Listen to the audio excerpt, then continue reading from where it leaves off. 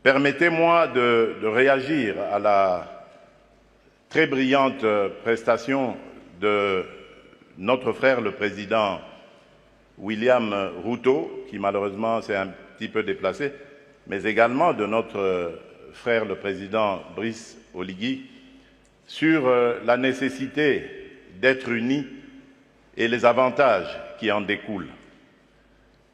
Je suis un panafricaniste convaincu.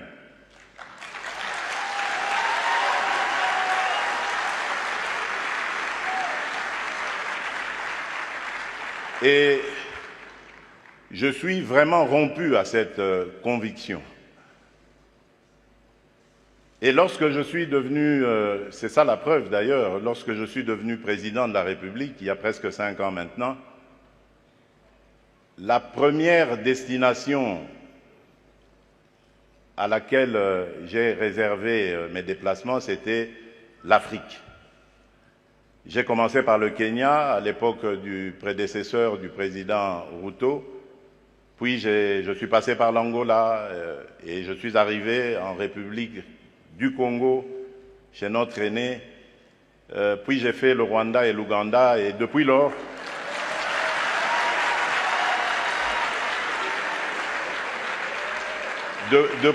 depuis lors, j'ai parcouru et visité tous les 9 pays voisins de la République démocratique du Congo. Il paraît que je suis le premier président à l'avoir fait. Qu'à cela ne tienne, mon but était de parler à tous mes interlocuteurs, mes pairs, de la nécessité que nous avons de vivre en paix, de vivre unis et de développer des projets qui vont être à l'avantage de nos populations respectives. Et je suis en mesure de vous donner, pour chaque pays que j'ai visité, chaque pays voisin, les projets sur lesquels nous avons commencé à parler, à nous organiser pour les développer. Donc c'est vous dire l'attachement que j'ai à la paix et à l'unité des peuples d'Afrique. Mais, car il y a un mais, et là je voudrais vraiment m'excuser de tempérer un peu l'enthousiasme qui a été le nôtre lorsque nous avons suivi le président Ruto, pour dire, malheureusement, nous sommes loin de la réalité. Parce qu'en ce moment, par exemple, où nous parlons de ce sujet très, très important, hyper important, la conservation de notre biodiversité, de nos forêts, il se passe actuellement dans le parc de Virunga, une des réserves naturelles les plus importantes au monde, en forêt et en biodiversité, un activisme armé qui met à mal cet écosystème, qui le détruit. Et cela n'a pas été décidé à Washington, à Paris, à Bruxelles ou à Londres. Ça a été décidé en Afrique, et plus précisément à Kigali.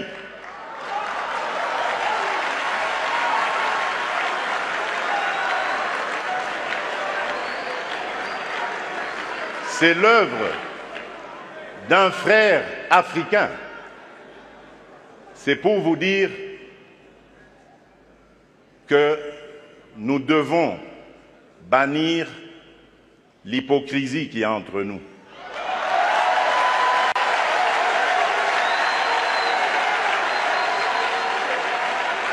Nous devons bannir des fléaux tels que le tribalisme, la haine de l'autre.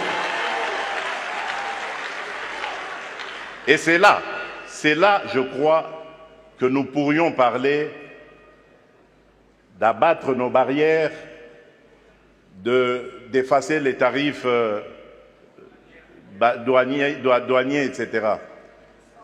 Tout simplement parce que, malgré nos engagements, rappelez-vous, à l'Union africaine, l'horizon 2020 était l'objectif pour faire taire les armes en Afrique. C'est devenu une chimère. Et nous ne nous en offusquons pas. Nous ne condamnons pas. Et tant que ce sera comme ça, il faudra oublier toutes les bonnes initiatives telles que celles préconisées par le président Ruto.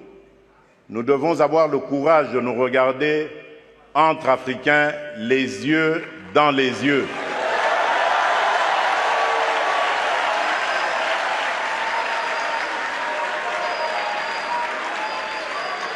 Et nous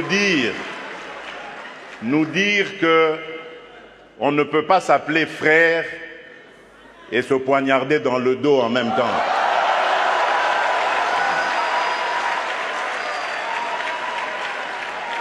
Nous devons arrêter de rejeter nos responsabilités sur les étrangers non africains. La colonisation, ça fait une soixantaine d'années qu'elle allait terminer en Afrique. Ceux qui nous avaient colonisés, divisés, aujourd'hui ils ont compris le sens de la paix. J'en veux pour preuve la France et l'Allemagne, pour ne citer que ces deux pays, qui étaient les meilleurs ennemis dans le passé et qui sont les meilleurs amis aujourd'hui, le moteur de l'Union européenne. Tant que nous ne réfléchirons pas comme ça, eh bien ces gens-là, ces amis, ces partenaires à qui nous rejetons toujours la faute, ils continueront à nous prendre pour des irresponsables. Ils ne nous respecteront jamais.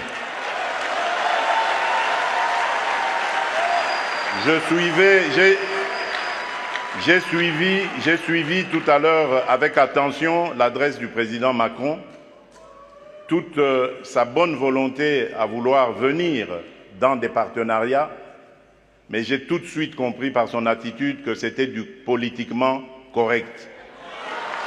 Il n'en croyait pas un mot.